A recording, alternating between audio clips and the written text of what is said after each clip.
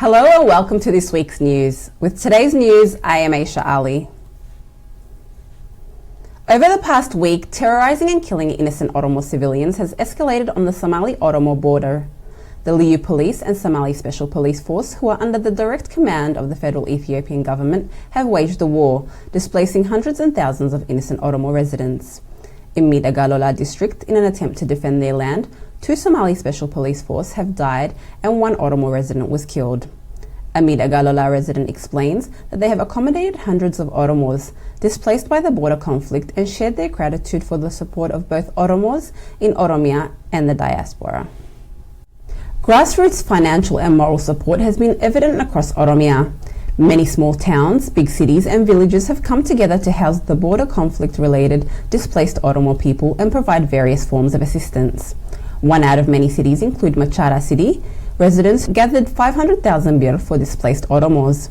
A displaced Oromo person we spoke with explains that through travelling long distances and through difficult circumstances, we have reached Adama City.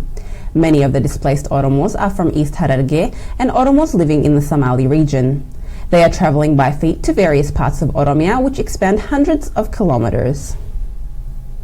Monetary aid from all over Oromia has been collected to assist the displaced Oromos.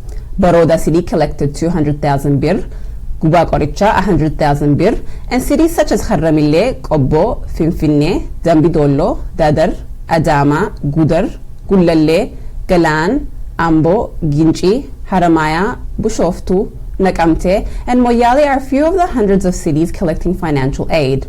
Other forms of humanitarian assistance from Chiro City and others are also being utilised by those displaced. Many of the Oromos residing in the Somali region, such as Wachale and Jijiga, have been displaced, property and assets destroyed by the federal Ethiopian government and the Somali Special Police, and are now forced to move to the Oromo regions. Oromo residents from Jijiga explained to OMN that Somalis and Oromos have been coexisting peacefully for years. However, the Somali Special Police and federal Ethiopian government attempting to incite conflict has caused much bloodshed to the Oromo population.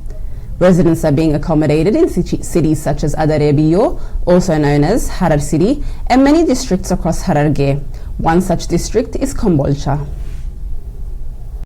In southeast Oromia, Bale, Raitu district has encountered tragic bloodshed. 18 Oromos were treacherously murdered by the Somali Special Police Force. The Oromos in this area have fought back to defend their land. Neighbouring Agarfa district had gathered 100,000 birr as financial aid for the injured and displaced. An elder who took the financial aid to Raitu district explains, the people of Raitu are hospitable and shared his faith in the Oromo people uniting to fight for their rights. Also, in nearby Gindir district, 12 Oromos were killed by the Somali Special Police Force. Their corpse was taken back to Raitu, where the community gave these heroes the burial they deserved. Somali Special Police Force have invaded Beltu and Sawena districts, only to continue their killing spree. On the other hand, in Dawe Kachan district, 4 Oromos have severely been injured by the Somali Special Police. In East Hararghe, Kharramille, a young Oromo man, Abdul Jabbar Muhammad, was cold-bloodedly murdered by the Ethiopian regime. During his funeral service, hundreds of residents gathered to pay their condolences. The Ethiopian military detained and physically abused many of the attendees. Similarly, in West Hararghe, Mieso district, residents have been kidnapped and their whereabouts are not known. A resident explains that many of those detained and kidnapped were travelling to take the finances gathered from this city to those affected. Also in Kumbi Bordodde, 4 Oromos were horrendously killed by the Somali Special Police. In South Oromia, Borana, Moyale City, Somali Special Police Force have infiltrated the city and opened fire, killing innocent civilians. Eyewitness accounts report both the Somali Special Police and the Ethiopian security forces are working side by side to ensure fear in this area. Also in this area, Guji, conflict has been incited by the Ethiopian regime, causing neighbouring ethnic groups to fight the Oromo. As a result, many innocent lives have been lost. Many of the displaced Oromos have been taken to various military camps. An eyewitness account reports that in these military camps, people are abused and exposed to horrendous living conditions. 2 pregnant women were forced to give birth in these conditions without receiving the necessary medical attention. Oromo students who had been in prison with no due process have received their unfair sentencing.